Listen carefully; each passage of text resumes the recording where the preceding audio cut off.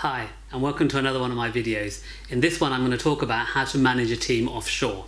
Now, if you're working in the area of data analytics, there will come instances where you may need to manage a team offshore. Now, in my career, I've done quite a lot of that. I've done it all the way from managing teams in the US to Czech Republic, so in Prague, India, Indonesia, Malaysia, Bangladesh. So I've managed quite a few teams offshore. So I just want to give you a few hints and tips of how to effectively manage them. So the first thing is make sure that you have good lines of communication. Now, don't forget, because you're not seeing the team on a day-to-day basis in your office, you've got to make sure that you're always keeping in check with them. So what I used to do is I used to have regular calls with them, first thing in their morning. So if they were based in the East, then I'd do it first thing in my morning actually. So if they're based in India or Indonesia, I'd usually have check-ins before I went into work. Or before I started my day. That way, nothing interferes with being able to just catch up with them. And you don't really have to talk work sometimes. You can just check in, see how things are going, any problems, any issues, anyone off sick, that kind of stuff. Just check in with them. If they're based in the West, so US, I used to check in just after lunch. That was the beginning of their day. Sometimes I found it just before they started, so it was really good. So it'd be like part of their commute or just before they're about to commute. Doesn't have to be long, 10-15 minutes just to check in with them. If you needed more time and people had time, you carried on, but it was literally a quick check-in. And having that regular check-in meant that even though they were physically distant, you felt that you were always talking to them, which is really good, because there is a danger that you sort of leave them to work independently, and you don't really know what they're doing, and they're not really sure if you're a part of their team, and so you start drifting apart. So that regular communication is very good. The other thing is, when you do communicate with them, you have to give very clear instructions. Now, if you're just talking to them, it's fine, just doing a video call, speak to them. But if you need them to do something, I've found from my experience is to have very good written communication. So I would have templates and email templates where I would tell them exactly what I want. And especially if you want the data in a certain format, I would literally draw it out. I would say, look, I want the data to look like this. I want these columns and these rows, and I want it to look like that. So you have to be very, very clear and explicit with your written instructions. And then when I used to give feedback, one of the things I found really good to give feedback was to get them on a screen share. And literally I would say, and I remember the team in the UK who used to come and watch me do this, is I would literally say to my team in India, move the mouse left, left, left. That's it. See that button, I want that lower, or see that number, it doesn't make sense, or can you make that graph bigger, that kind of stuff. So I found that's the best way to give feedback on work that they produce, to do screen share, and then talk them through the screen how to do it.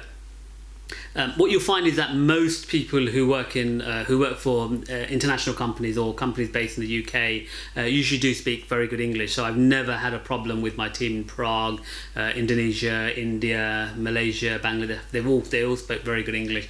So fortunately, I didn't have to learn the local language to an extent to communicate with them, which is really fortunate when you're in an English-speaking country. Obviously, in the US, it was fine because we share a common language there.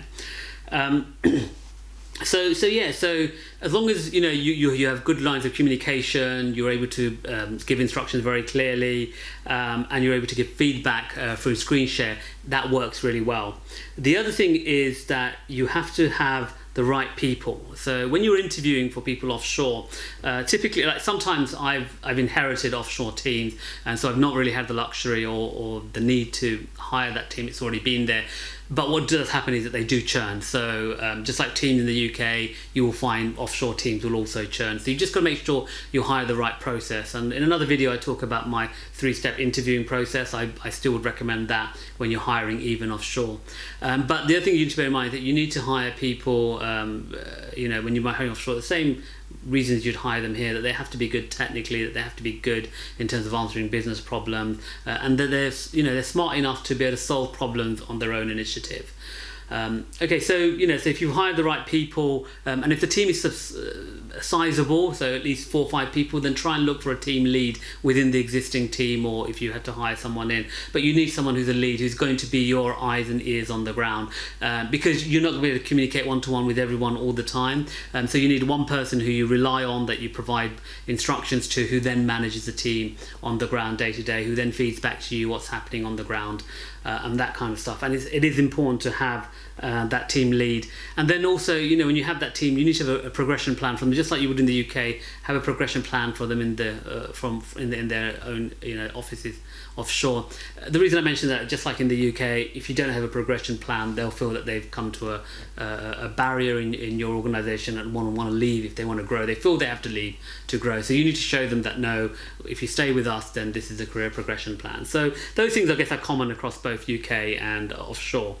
So like I said, the first one is make sure you communicate regularly, and then make sure you have the right people in things. The other thing I found is if you've just established a team, or you've inherited a new team, it makes a huge difference if you can go physically and see them. So whenever I've set up new teams, I've aimed to go there every 6 to 8 weeks and spend at least a week there. I found that unless I did that, you never had the same chemistry with the team. You never got the right working practices and environment with them. So try and go out there if you can every 6 to 8 weeks for a week or a few days, and create that connection with the team, so that you sort of get used to each other's working practices, and you know, you can, when you come back to the UK, it's easier to manage that team.